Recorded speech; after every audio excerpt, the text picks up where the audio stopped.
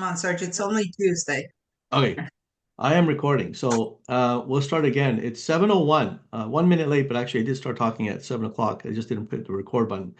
I want to welcome everybody again back here. I want to thank the people that have come to the second session. And for those that couldn't make it, I understand. Yvette and I understand. It is November. It is dark outside at 5:30.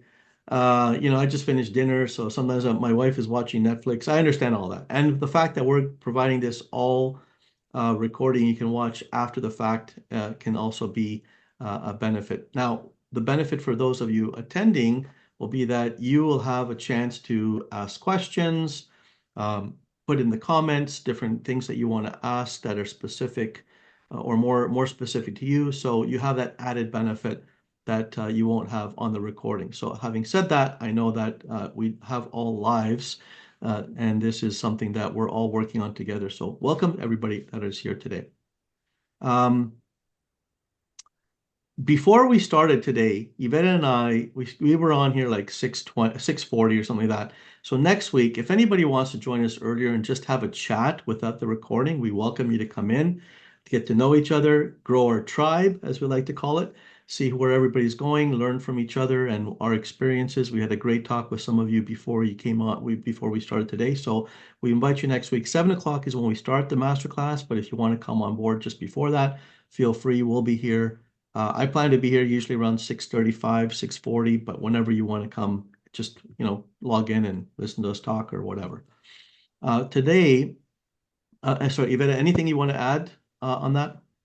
No, very good. We're open for that chatter in the beginning, especially with me on board. As you can see, I grilled the people. Yeah, yeah.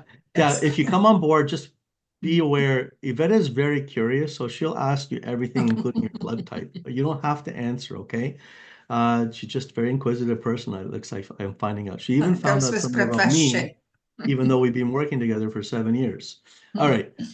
Today we're going to move on to the next stage. Last week, if you remember, we talked about the foundational basis of why we're all moving, and there's three different pillars. There's the financial pillar. Do we have enough money? Do we know what we're doing with our pensions and so on? There is the emotional pillar, which Yvette had talked a little bit in our before we started. You know, what's going to happen if you have kids? Will they be following you? Like if they're 20 years old or whatever, do they plan to move with you? Do they plan to stay here? And I actually had a very interesting talk with one of our contacts in Malaga, and I did an interview with them last week. I'll be releasing the video shortly when they moved over first, and their son wasn't sure if he was going to move, but eventually he did make the move to be with them too a couple of years later. So that's going to be very interesting to watch. I'll let you guys know what's available. But the third one is logistical. Like, how do we do this move? Like, what happens? How do I move my stuff? How do I tell the government? Should I tell the CRA before or after? Like, these are all questions, logistical questions that are also very important. So there's three main pillars, and they're all equally important. It's not just about do I have enough money to survive? I mean, hopefully more than survive, but really enjoy the lifestyle there. It's also about emotional and logistical. So that is the foundation. We'll be touching on all of those throughout the sessions. But today's session, of course, because as we explained, Yvette and I are financial professionals.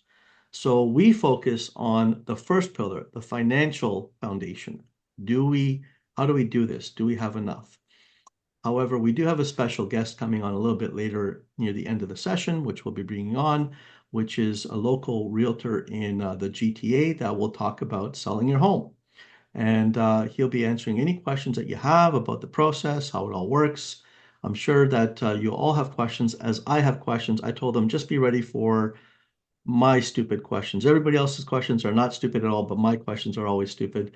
At least I feel that they are. But anyway, so today, before we get started, I'm going to share, I'm going to queue up actually first. I didn't do this beforehand. I'm going to queue up a little video that I put together. I'm very proud of our avatar couple that we're going to be walking through their financial experience. And let me see if I can do this properly. Okay. No, I didn't queue it up properly yet. 1 second.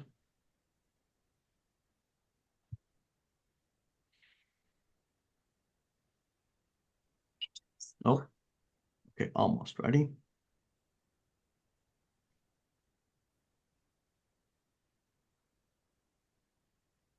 All right.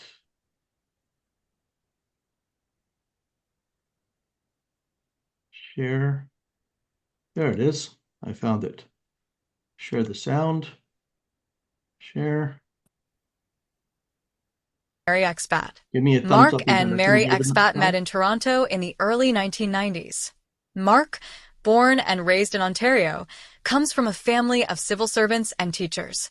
His family has deep roots in Canada, and he grew up in a small town near the Great Lakes, valuing the stability and security that his parents emphasized. After completing his studies, he joined a crown corporation, working his way up over 2 decades to a mid-level management role that provides a solid pension, which he always thought would support a traditional Canadian retirement. Mary, on the other hand, was born in Romania and emigrated to Canada in the late 1980s with her parents. Her family settled in Toronto, where they found a warm community of other Eastern European families. Growing up, Mary's family worked hard to build a stable life, yet they always dreamed of returning to Europe. This aspiration rubbed off on Mary, sparking a fascination with the possibility of someday living in Europe. A natural entrepreneur, Mary carved out a successful path as a self-employed business owner, building a flexible career that could one day allow her to work remotely from anywhere. While Mark initially thought he'd spend his entire life in Canada, Mary has gradually influenced his perspective. Over the years, their frequent trips to Europe, especially to Spain and Portugal, deepened their love for the Mediterranean lifestyle, the rich cultures, and the warmer climate. These visits sparked conversations about how they could transform these vacations into a permanent way of life, blending their Canadian roots with a European adventure. Now in their 50s, Mark and Mary are actively exploring the possibility of retiring part-time in Southern Europe. Mark appreciates the balance of a secure pension with the adventure of starting a new chapter abroad, while Mary sees this as a chance to reconnect with her heritage. Both want to share the beauty of an international lifestyle with their children, Zach and Tina, hoping they'll grow to appreciate life beyond Canadian borders.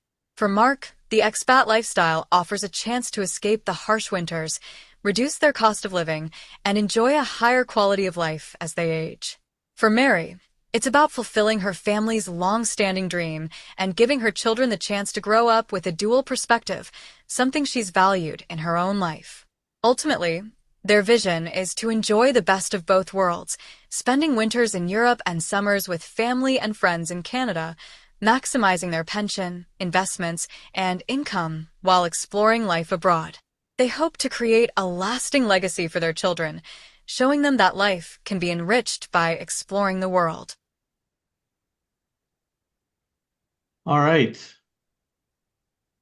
I apologize for putting that together so quickly. Obviously, they weren't all the same people, but I did my best.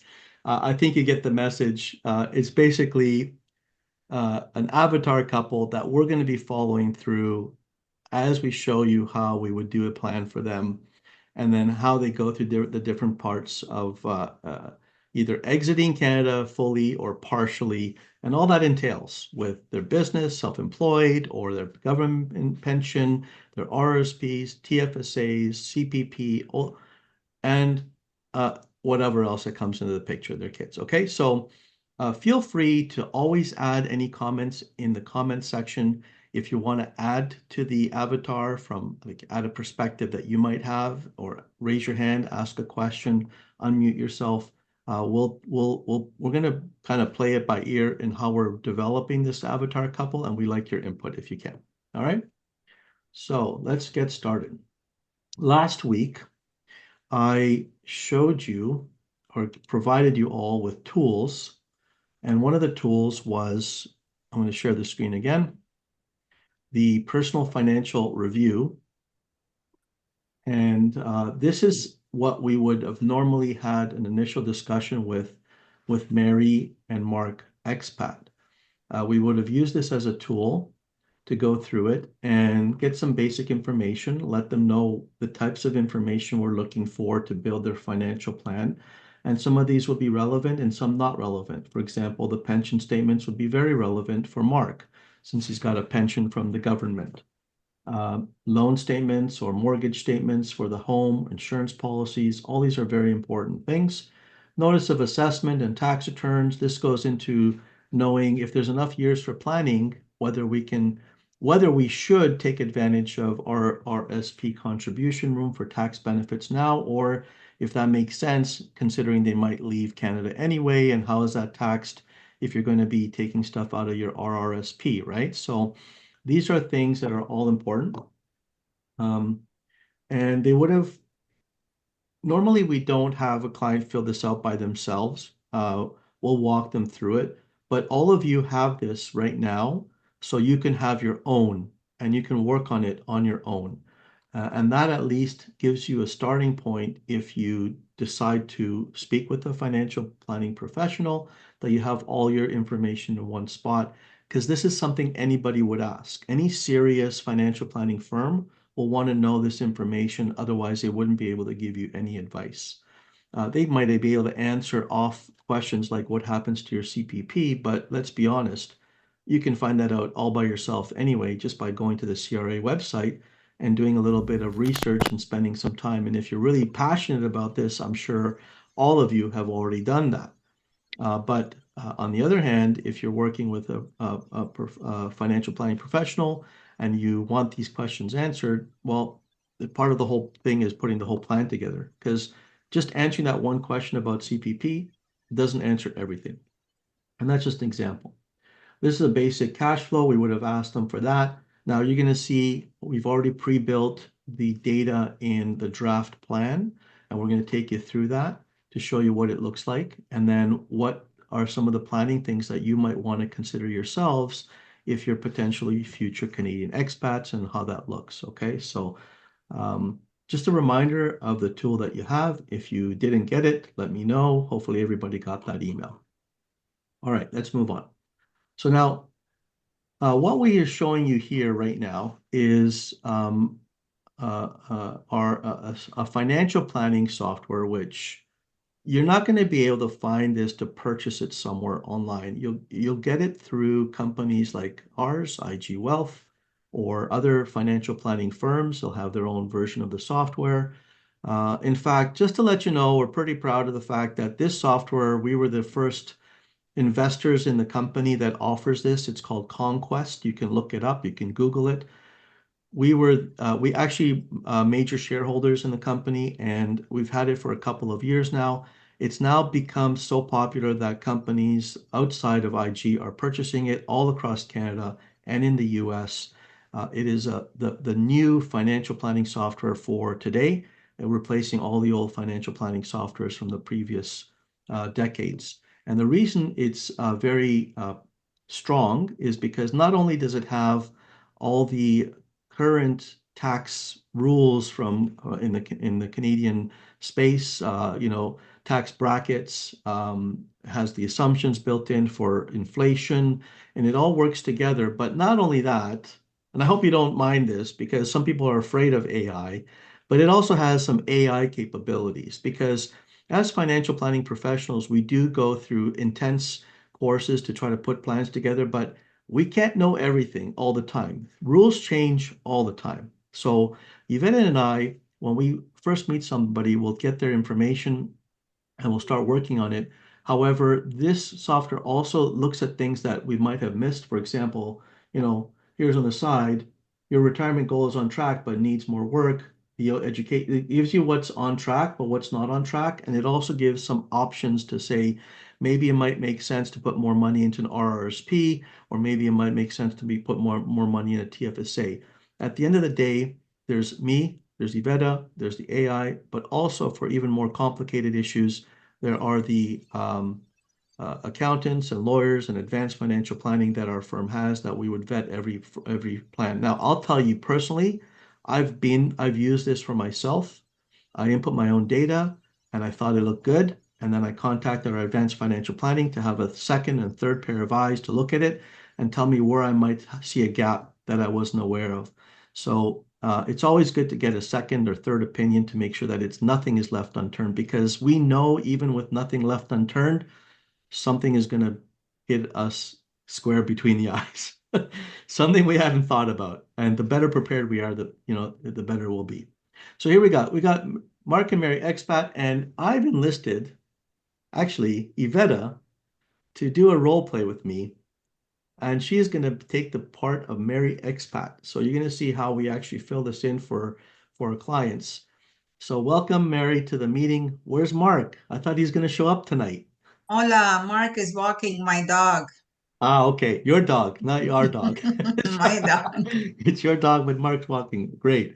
All right. Well, Mary, thanks for meeting me. You've already filled out the personal financial review. We got the data. I've input it in for you, and I want to just go through it to make sure it's accurate so that we can confirm if, it looks like based on what you said, you're good to cover 91% of your retirement needs. And I know that might look, well, we'll get to the numbers. Mhm. We like to see this above 100%, but we're going to get to that. Today, let's just make sure that all the data is correct. And I'm going to try to make this a little bit bigger to see Yeah, if thank you. the screen. Getting older, can't see well. Well, yeah, I mean, at Planning my retirement. least we're not printing a lot of paper, right?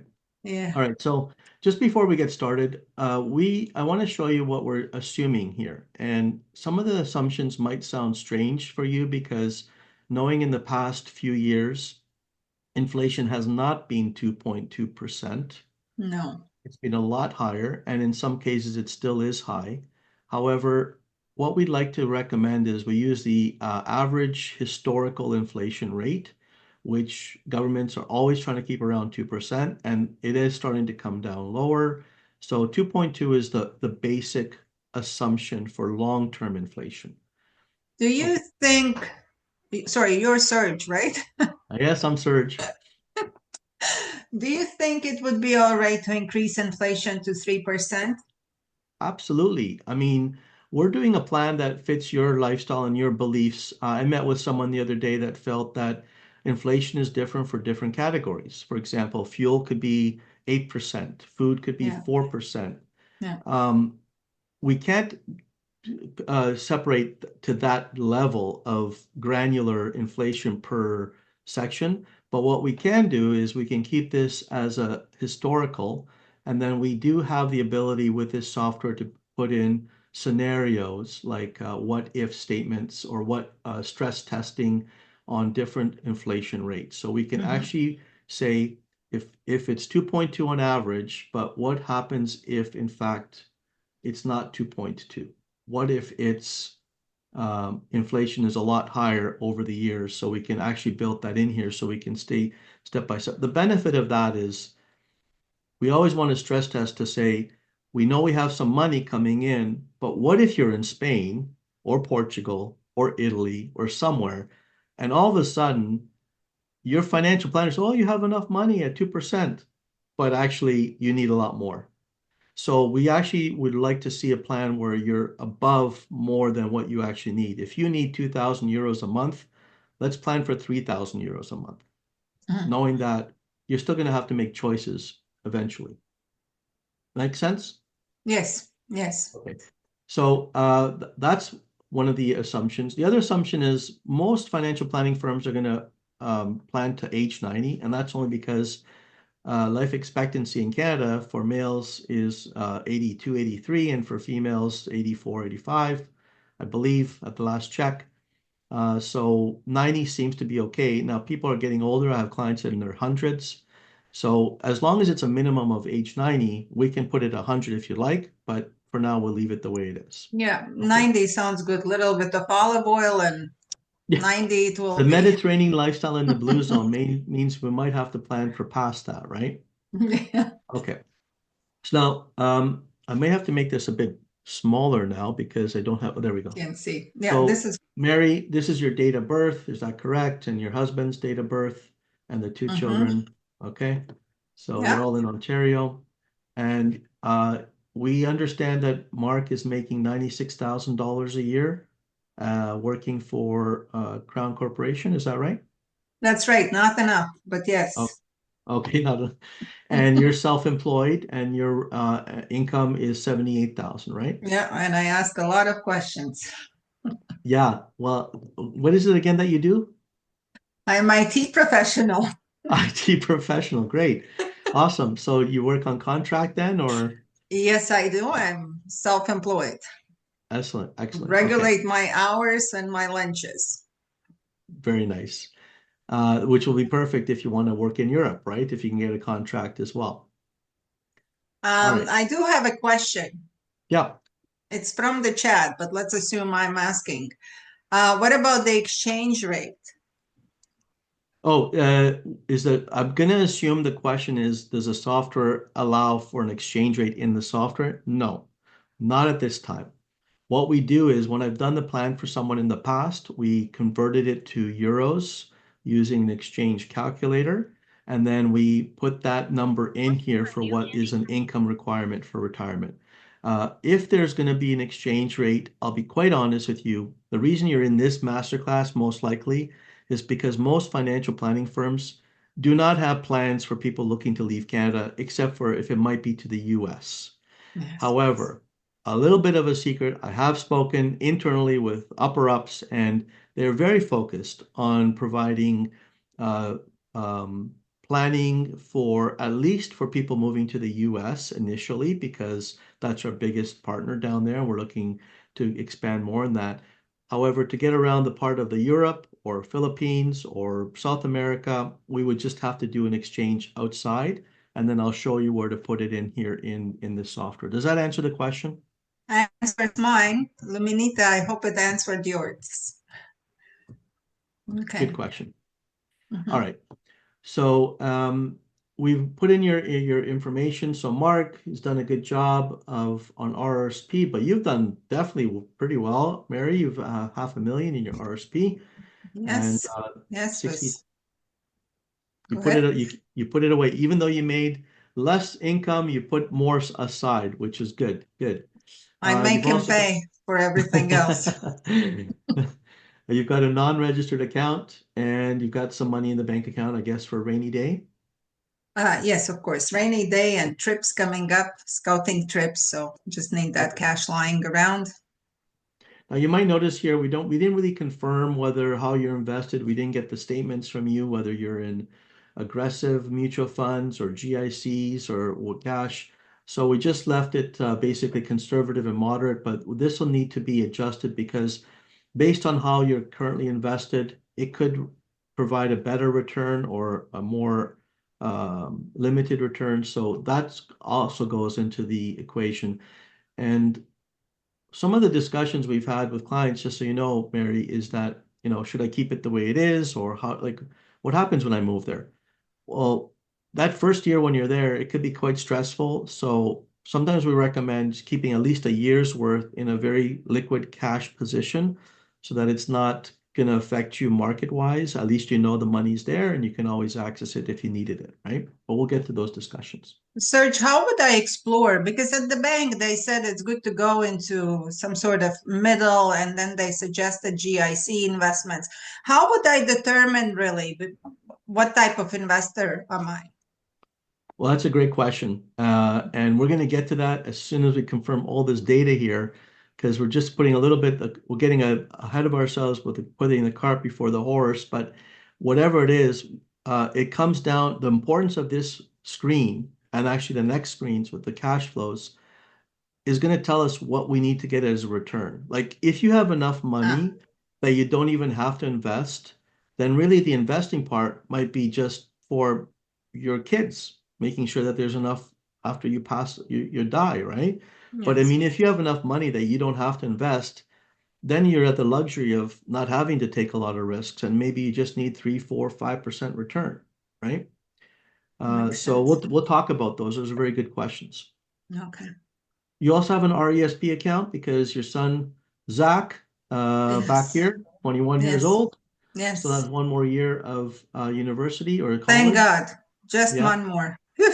And Tina is about to start in a couple of years. So we've got Yeah. all these accounts here. Um, and what do we got here? Oh, pensions. Now, this is the software automatically puts 85% for CPP eligibility and 100% for old age security. Now, we can adjust these because, as you know, as you may or may not know, Old age security, you'll get 100% of the old age security if you're in Canada for 40 years after the age of 18. Mm. So if you guys plan to leave Canada, especially you, Mary, since you've come from Romania in the 1980s, you may not have the full qualification. Uh, However, as long as you're 20 years in Canada after 18, this old age security will follow you around the world. It won't stop. But if you leave before 20 years, it will stop after 6 months wherever you are. You'd have to come back to Canada to have it restarted again. Uh-huh. As for the CPP, we don't know what you're going to get, but we can guide you on how to find out your specific number by sending you a link, or if you already have My Service Canada account, then you can go on there, put in your SIN number, get a registration, and the only place you can actually find exactly what you're going to get is the Government of Canada, the CRA. And they'll Yes. be able to tell you exactly what your expected CPP is. And once you get that information, we can adjust these numbers to put it accurately. Okay. Okay. Okay. But again, this is going to be a small portion. It's not really meant to cover everything in Spain. It's really supposed to cover 20% of your current income in retirement. Mm-hmm. It's not Mm-hmm. going to make you rich. It's a good Mm-hmm. foundation. Now, And Mark, it is, yeah, mhm, sorry, and it is fully taxable, right? The CPP and old it's age security? Yeah, it's going to be taxable whether you're in Canada or anywhere else. And if you go to a tax treaty country with Canada, like Spain or Portugal or something like that, then because they have a tax treaty, the normal 25% withholding can be reduced to 15%. And I have another question, Serge. So when exactly can I start collecting CPP? Well, you can start collecting it as early as age 60. uh, or as late as age 71. And we have calculators to help determine what's the best situation, because that's usually an age-old question. A lot of Mm-hmm. Canadians will want to take it early because I paid into it, gosh darn it, and I want my money Mm-hmm. out now, Mm-hmm. right? But it might, depending on the situation, like you and Mark have pretty good savings, Mm-hmm. and it might make sense to use up these first for retirement and let the CPP continue to grow in terms of what it'll pay you. Again, I'm not giving you that advice today because we'll figure that out with the planning. But if you Is take the CPP early, then it's never going to grow higher. It's going to be that same amount throughout your life. And as you get older, you might want to have a bigger income. mm-hmm. So Is it true it is reduced by 7.2% on annual basis if I take it earlier than 65? it is reduced. The earlier you take it, it is reduced. And the later you take it, it's increased. Increases. So The increase that, is at 8.4, I believe. yeah, I'll have to double check that Yeah, one. That's a great question. 42%. I'm leading you. Thanks for putting me under the bus there, Mary. No, No, no, I don't I'm know. I can't remember off the top of my head because honestly, this is something that we'll let the software figure out Mhm. based on whether you take it earlier or later. All Okay. right. So now we also have a defined benefit pension plan here for Mark. And if you can That's just why I confirm it, married him. yeah, it looks like he's going to get 2,500 per month um, as a monthly benefit at retirement date. So again, we didn't get the paperwork from him to qualify this, but the pension booklet will have the exact calculation of how it's calculated, so it can be very accurate. For now, we've only put the dollar amount that he told us at that initial meeting. And he And does have an option, by the way, and a lot of people may not know this. He's not 55 yet. He'll be 55 next year. He has the option to take a commuted value before 55. After 55, he won't be able to do that anymore. And that's a big decision to make sometimes because there's the guarantee and benefit of having a pension for the rest of your life this way, paid to you by the employer. And if he passes away, 60% will go to you, Mary.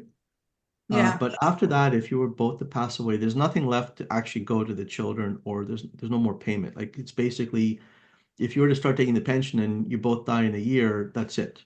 There's nothing else. That's not fair. Well, I Uh, mean, yeah, I guess so, not. so defined benefit pension stands for bye-bye pension. Okay. Well, it could be. So there, it's really important decision to make, and because it can affect your income for the rest of your life, we also have to make sure we vet it properly, get it compliance reviewed and checked by our internal advanced financial planning team.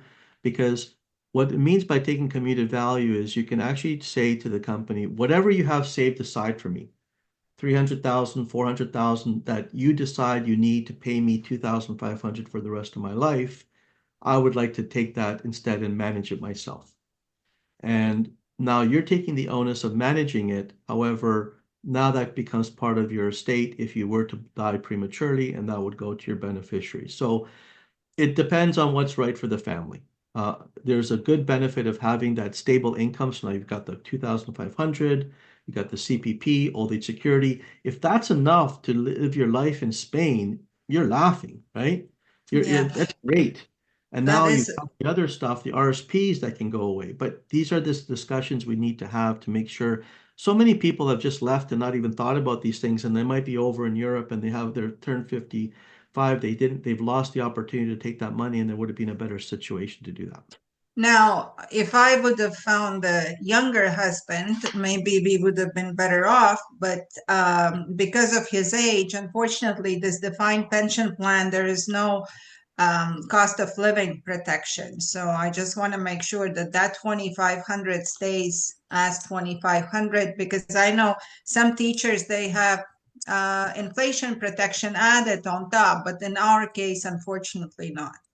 Well, that's a great question. And again, all of those, each pension, each defined benefit can have different rules. For example, there could be cost of living protection, but it's not a guaranteed thing. It could be approved every year by the board of directors of that pension. So they'll decide whether or not it will go up. And normally it does go up, but it's not like a guaranteed thing. And some pensions don't have it. You're right. Not all defined pensions are built exactly the same. So that's why it's really important to have that booklet from the HR, or I think once a year there is a statement that comes out that explains everything. And as you get closer to retirement age, when you start getting into the age 50 and so on, they're going to start telling you these are your options, these are your options, these are your options. You can retire early at this amount, you can retire later at this amount, there's a bridge benefit. All these are very important numbers. And there was another question that I apparently had. It's is CPP the same as OAS? However, Daniel, our own tribe member here, has answered that CPP you can start at age 60, which is absolutely true. And old age security you cannot start until you are 65. Awesome. And I'm going to stop sharing just for a second, because I just realized I might not. Oh, there's a bunch of people, I have to admit. yep, great. When I'm not on when I'm on the screen, I don't see everything. So I will let them in. I wonder how long they've been waiting. All right. Yeah. So they're in. Okay. All right. Apologize if you've been waiting a while. I just have my full screen and I didn't realize that there's someone looking to get in. We'll have to rectify that for next week to see if Yvetta can have access to do that as well. Yeah. Okay. So back to the presentation. All right. So we've also input your life. We have the home. You said it's you think it's valued at 1.5 million. You bought it at So three. are you sharing the screen? Oh, sorry, I'm not. There we go. It's okay. Thank There we you. go. Thank you, Iveta. Mhm. So we've got the principal residence, 1.5 million, which you purchased. Well, doesn't we don't have a date of purchase, but we have. Oh, here we It's go. okay. A long time ago. I changed the screen. And it's the value on September the 4th with a purchase amount of 375. Now, this is important if it's not your principal residence because there will be capital gains. But because you've been living there currently, you're not going to have that capital gains to pay. Thank God. Liabilities, you still have a mortgage on there, you confirmed, of 200 grand and 2,000 a month. at a current interest of 5% because you renewed it during the past couple of years when the rates were higher, but you're hoping to pay that off. And then thank you so much for giving us your cash flow and breaking it down. Depending on how we work with clients, some clients will put everything through their credit card or bank, and they know every month they spend a certain dollar amount, like 3,000, 4,000. And others like to see it itemized so that we can identify, if it's accurate or not. And make this a bit smaller. So you've told us that, and there's two different categories. There's necessity cash flow that we have to pay, and then there's discretionary, which we can decide whether we're going to spend the money or not. So under necessity, you've got your property taxes, your home insurance, utilities, groceries. We have to eat, car, fuel, insurance, maintenance, cell phones, internet. I don't know if these are as much necessity. Of course, we have to talk to each other, but sometimes kids' cell phones, if those are necessities or not, we'll leave that for another time. Yes, they Discretionary, are. vacation savings, even That's a maybe necessity. yeah, even for that's right, should be a necessity. But reality is you can decide whether you go on the vacation or not if the budget means you have to keep a roof over your head Yes. first, right? Yes. Personal care and fitness, clothing of the tribe, your kids' clothes and shoes and your husband, gifts and family events, and miscellaneous. So I'm going to send you a detailed report of this so you can go through it with Mark and make sure nothing's missed. But basically, this is what we've got is your current cash flow. And the reason that's important is that if you were to retire in Canada and not overseas, like this is how we do planning for people even just retiring. Uh, if nothing changes, some of these will never go away, like the property taxes and home insurance. Some of them will, like the mortgage, like the liabilities, these will go away. But we can definitely plan then to say, because a lot of people say, how do I know if I have enough for retirement? Well, what's your current lifestyle? Let's add whatever you think you're going to do in retirement for the couple of years and put that in there. And then we can kind of guesstimate to see if you've got enough. And obviously, if you have enough income, you'll be more than okay. But if you're kind of on the edge, we can show you some ideas on how to save more aggressively or, spend differently. It's entirely your plan, how you want to do it. And when you're moving to Europe, that's a different story because right now we didn't do estimated. We didn't actually get an itemized thing for your retirement. We just have an estimated expenses of $8,000. But Canadian dollars. Yes. yeah, this is all Canadian. Yeah. If you stay in Canada, it becomes a little bit easier because we stay instead of property taxes being paid until retirement, we change this until a certain age in the future or death, or age Yes. 90. And by the way, we have your retirement goal that you've told us you wanted to retire at age 60. 8 marks age 60. You'll be a little bit younger than that, so you can be the younger expat, but you've decided Always. you want to retire at the same time, obviously, right? So Obviously. anything we have here basically shows that you'll be needing this cash flow until retirement. Age 60. So then the software will tell me whether I should claim CPP, whether I should draw Yes, down my investments. That we will come to a little bit later. Yeah. 100%. So now where this gets a little bit more fun for future Canadian expats is now we start to talk about when is the event? When is that moving event? Is it in 2 years, 3 years? And this is not a set in stone event, right? Yeah. Because things change, people change, plans change. Even for me, I know I vetted my plan and I can move at a certain time. But I might decide not to do that and still stay here in Canada and just travel a lot more. But at least now I've got the peace of mind that I can actually do it as long as I update my plan every year too, because, things change for me too.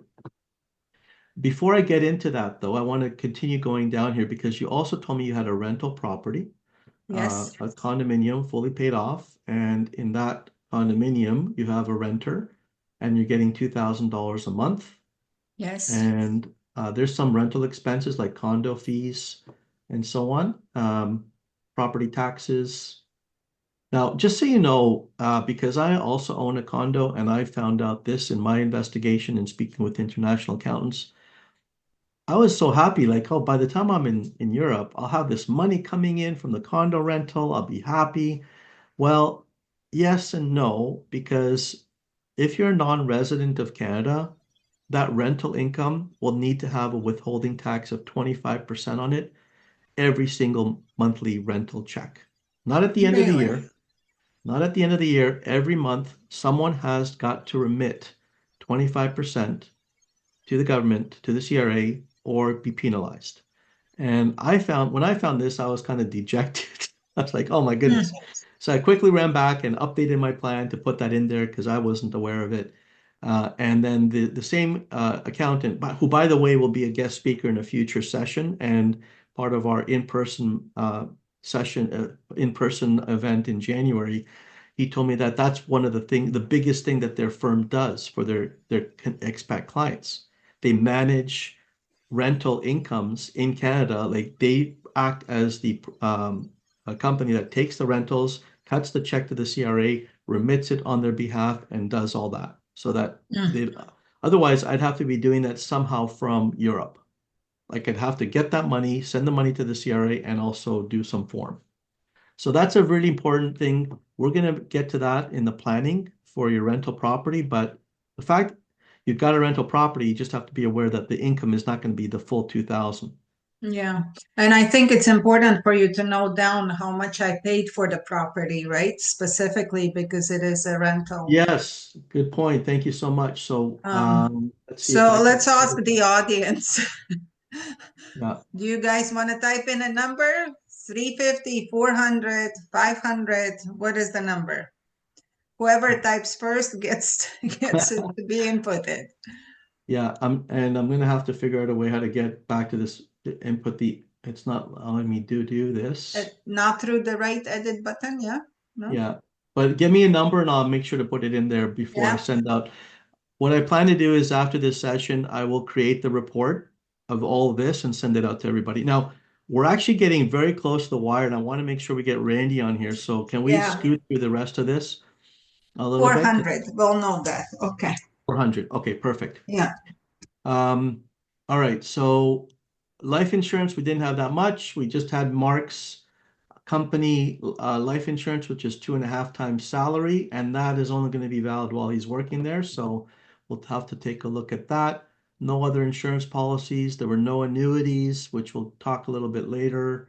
And the retirement goal, we already talked about age 60. Education, we have the RESP in here to Yes. show that we've got another 10,000 for Zach for one more year and another 10,000 for 4 years for Tina starting in 2026.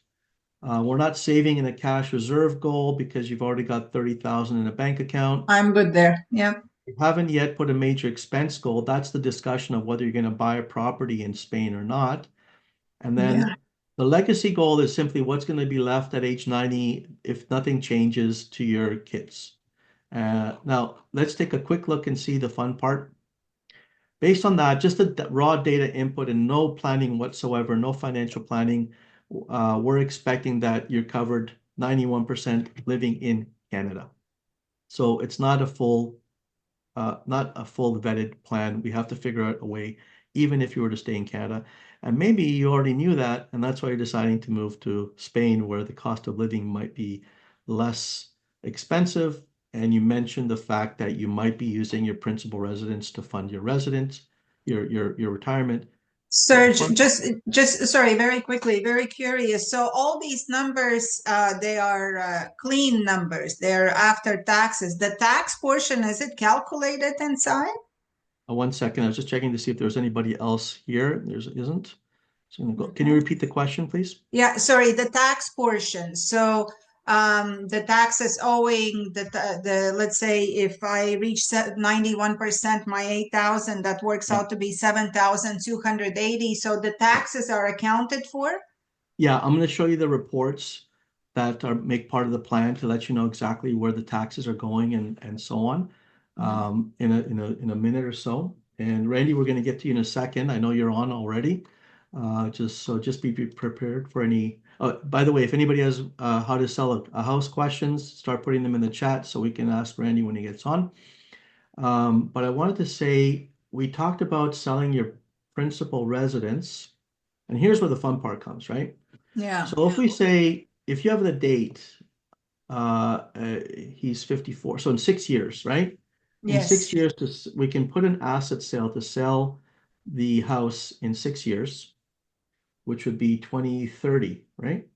Yeah, 2030. 2030, yes. Let's just pick any date, 2030, because we don't know exactly when. And I'm going to close Oh, it. you add actually sales expense. That's cool. Yeah, we can add a sales expense or 3%. We can double check to see if that's accurate or not. Mm-hmm. And we can direct the proceeds to pay off any mortgages first or any liabilities and then put it into joint non-registered accounts. So let's close this off The now. proceeds of the sale. And Okay. this is where we can now go back here and obviously I'm automatically good. we have well, I think we all know that. So it also depends what you're planning to do. Like you might want to sell the whole thing and then just leave, or maybe you want to downsize and buy another property to keep here in a lower amount. Like these are all really important questions, and it's all now we're moving from the financial to the emotional and the logistical, right? You Mm-hmm. might want to help your kids with a down payment on their first condo or apartment. Who knows? Like these are things that Yes. we need to talk about, right? Mm. So, uh, So we're any gonna come last back questions? to this plan in the next session. Yeah. So, I guess homework for you guys, if you've been following along, keep on working on your personal financial review. If any of you want to have this kind of set for you on a private basis, just reach out to Yvetta or myself. We'll be happy to schedule some time. It is getting really busy at the end of the year. Like I'm swamped with appointments today, so the sooner the better if you want to reach out. Again, it's not any requirement that you do this, but it's really helpful. You should all do it. Like if you're serious about moving, you need to do this step. My opinion, that's the way I'm built. I just want to make sure that we have, well, and because I don't want my wife to kill me when we're living in Spain if we run out of money. So, without further ado, if there's no other questions, I would like to start by introducing Randy. He's taking his camera off. There he is. Hey, Randy. Hi there. Hi, guys. Hi, Yvette. Hi, Now, Serge. full transparency, all right? Randy, I've known Randy since he beat me in a race when I first met him in grade 4. Cocky Randy coming to Canada, and we hit it off right away because I was like one of the fastest runners in my school before he showed up. I was really You're fast. aging us. You're aging us That's all right. for sure. And the first recess, Randy comes and where are you from? This and that. Oh, what do you like? I like to run, whatever. I don't know how we got. Let's have a race. Not even 4 strides. He's looking back at me, laughing at me, saying, "Come on, Serge, I thought you were fast." And that started a lifelong friendship. And today, I'm happy to say, I'm proud to say he's a good friend. He's a trusted realtor. And I invited him here today because I trust him. And I feel that he'll give you the right answers without any, salesy pitch. So we'll wait for any questions to come in the comments. In the meantime, Randy, hello. Yeah, hi, my name is Randy. I'm with a Main Street Realty, which is based out here in Newmarket, although we have offices in Uxbridge, Keswick, downtown Toronto. But again, we're in real estate. Hardly ever in the office like any other realtor. We actually, most of us work from home or we're continuously on the road with our clients. My specialty is residential real estate. I do a little commercial, but usually I refer that commercial to our commercial agents in the office.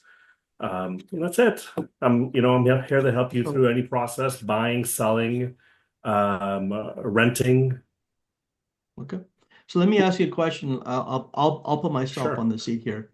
Randy, you know my plans. I might decide to move to Europe in a couple of years. When do I start talking with you to what take me through the process? Should I do something Oh, you know now what? or The discussions you start right away, right? The thing is, it's better to get the information up front, because timelines always change. But at least we can come up with a plan. You will know the process of what to do and during our meeting. and then we just go from there. And every person, every situation is a little bit different. So usually it's a one-on-one sit down at your home, and we have those discussions. Okay. What are some of the questions that you'd recommend? Like if I don't know a realtor, like how do I find a realtor? How do I get, is it just the signs on the street or like No, do I heard something that if I'm I a sign something with that realtor, I'm stuck with that person. Tell me what's going on You know there? what? So first of all, it's funny because usually when clients want to sign with me, I always tell them, "Hey, this is a relationship that has to go both ways. Although you're signing an agreement with me and my brokerage, the thing is, I will nix that if something should go array then in the if I don't get along with you or you don't get along with me, right? I'm a firm believer that this should be a really good process and an easy process, and it should be an enjoyable process, right? So I think both parties have to be able to understand and to be able to work with each other then. Okay, good, good. And yeah, Yvette, did you have a Hi, Yeah, question? Veta. yeah, yeah. Hi, Randy. Welcome on into the Thank masterclass, you. I suppose. Randy, so what would be a tip? Let's say if I am planning to sell my house, maybe in a couple of years as well. So what should I be doing now before the sell? I think I'm inclining Well, into something here, but I mean, what would you suggest? you're looking long term, right? But the thing is, Yeah. I think it's good to get to know a realtor. And I always say to everyone else, even if you do like me, I give you the option. I said, hey, I think you should interview at least three realtors and to see, Mhm. which one fits better with you. Now, Okay. in regards to looking out, I think my whole motto. By all my marketing materials, it's choose to be curious, right? You always want to know what's going on in your market, what the houses are selling for, just to know what's going on in the market. Is the market up? Is the market down? Mhm, mhm. For instance, if someone right now was deciding to, like, let's say sell and they wanted to sell now, um, uh, I would tell them right now is not the market to get the maximum amount of money for your house. Huh. If you're selling to leave. Now, if you're Yeah. selling and buying in the same market, you're selling low, but you're buying low. So Okay. So that's it's a all works out, market. right? But Randy, what it's about just choosing to be curious about what's going on in your market. my house itself? You think I should do something specific to the house, So that's where decluttering, Oh, yes. painting? You know what? Decluttering is always really important. The thing is, I think it's best when I come to the house because I basically know what needs to be done. The thing is, if your whole house needs to be painted, and I might say no, not go that way because someone's going to come into your house and add their own paint colors, right? As long as it's decluttered and it looks clean, most houses do sell. Declutter and clean. Yeah. There is a question, Sergio, you want to ask, Sergio? Yeah, I'm not sure if you have experience in this, Randy. Do you sell any vacant land? And No, does it have any difference between houses or well, I haven't really dealt much with vacant land, and I have some realtors that I work with that deal with vacant land. okay? So what was your question again on vacant land? It says, does it apply the same for land as a house? And I'm assuming, Eleanor, it's a vacant land. Can you clarify that a little bit? Maybe you put in the chat more, or yes, Or okay. Well, unmute? I mean, yes, I would say, depends on the area. I mean, in the square footage, right? yeah. Every area has a different price square footage, basically. Mm. I'm thinking, so I got some clients that are in the construction building industry, and I'm Okay. not sure if they care whether the grass is cut or not. I think they're looking for the location that they can see Location. the opportunity to build something there that someone will buy. But I could be wrong. However, this is a great question, and I promise I'm going to reach out to these people this week to ask them, what are you looking for when you're looking to buy vacant land? And Eleanor, if you've got vacant land, who knows? Maybe I can connect the two of you. Yeah. But It's also, funny. sorry, allow me to throw this in. Sure. The new tax rules are coming out for vacant lands, so there might be a rush to sell them because of the certain. Uh, I call it punitive tax because that land wants to be they want you to use the land for. Well, that's a political discussion now, Political. That's a but political for discussion, right? yes, but So it hasn't come in yet. I know it's still out there, and people are still going to fight it, right? yeah. No one wants to be taxed. But it's funny you talk about vacant land. I have a story. So I'm not sure if you know the builders here in Toronto, Countrywide, Oh, Aspen Ridge. Yes. This was owned really by one family. It was the Gaspers, and it was a story about the father, who, the head of the company. He went out with a couple of his team in a helicopter, and they were flying over land here in York Region or North. And he would look at a piece of land and said, "You know what? I want that piece of land." And it's funny. And then one of his associates would say, "Sir, we already bought that 5 years ago." hmm. So these builders are buying, because they have the money, right? So they're Yeah, buying land many years before for yeah, the next generation of the yeah. family. Well, I mean, even in my area, when I look at the development and I'm thinking, why did the IKEA build here when there's nothing around? And now that IKEA is surrounded by hundreds and hundreds and hundreds of condo units. And I'm thinking, That's a busy wow, one. Yes, it's so they know, busy. right? There They is a know. question that came in. I'll try to decipher it. It says here, Sure. if we plan to spend part of our year in Europe and part of the year in Canada, what's your thoughts? Is it better to own a smaller condo here in Canada and invest the revenue? Well, this is partly my question because it's a cash flow question. But Exactly. It's a maybe cash flow Randy thing. can talk about, it says, what are the best options for 6 months in Canada, Randy? Short-term rental, or is it, what's your Well, it's opinion? just If someone were to say, it depends. It just, again, it depends on the financial situation, right? The thing is, if you have the money, I always think it's better to own than to do a short-term rental. And then again, it's how much yeah, would you want to pay for a property here in Canada? Because you might need the money abroad then, or you might not need the money yeah. abroad and keep the big house here, right? And I've rent actually that thought out. about this to myself to answer your question, Sam. uh, Sam. Sam, I've been thinking about this. Initially, I was going to sell everything, and if I came back, I was going to do short-term rental. And then, and speaking with my wife, we thought, well, why don't we might decide to downsize here and then purchase something, maybe not in the heart of the city, like where we can't afford enough to, downsize, but something like St. Catharines maybe, or Barrie, or somewhere outside of the city, which we could call our own and be able to come back to. And in the meantime, if we decide we might Airbnb it or not, but something that we can come back to. It comes down to, I think, a personal preference. I don't know about in terms of um, even logistics. If it end up maybe how many weeks you want to spend here. Like if I want to come back here for a couple of months, be nice to come back to where I have to go. One thing I was thinking is maybe making sure it's a condo and that the fees are low so that the grass is cut, the snow is shoveled.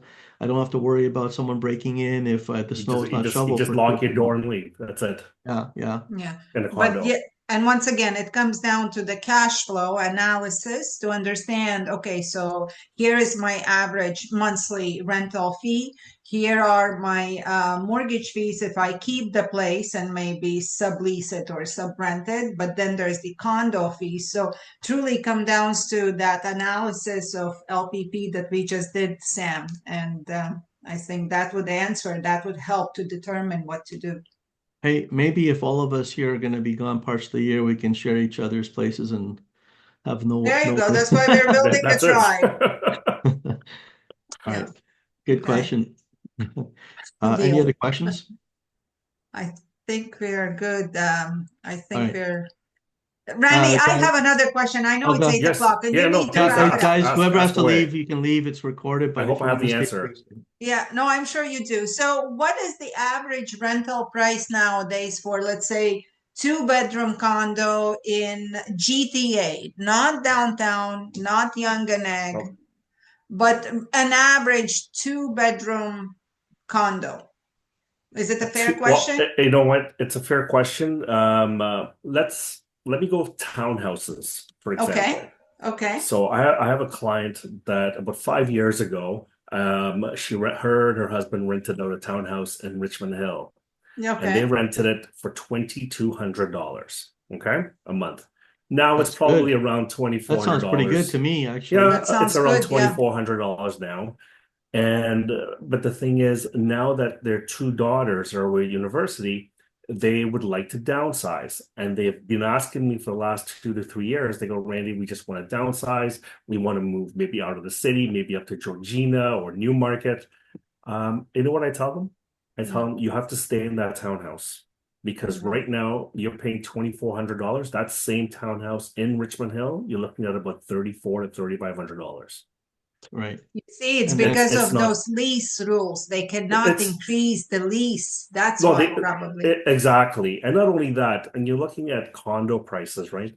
The thing is, in condos, and the prices have to go up, right? With the mortgage rates that went up the last year, prices went up, and there's a big demand for rentals, but just Yes. people can't afford it. So I feel sorry for the tenants, but then again, I feel sorry for the landlords because now I've known a few landlords who can't afford to even pay the mortgage based on the rent that they're getting.